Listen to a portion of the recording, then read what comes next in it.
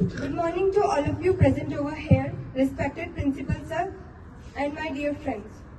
Today, I, Dhruvanshi of class 11th B, going to recite a poem written by Marcus Nathan, The Childhood. When did my childhood go? Was it the day I ceased to 11? Or was it the time I realized that hell and heaven could not be found in geography, and therefore it could not be? Was that the day? When did my childhood go? Was it the time I realized that adults were not all they seemed to be? They talked of love and preached of love, but did not act so lovingly. Was that the day?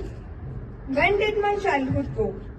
Was it when I found my mind was really mine, to use whichever way I choose? Producing thoughts were not those of other people, but my own and mine alone. Was that the day?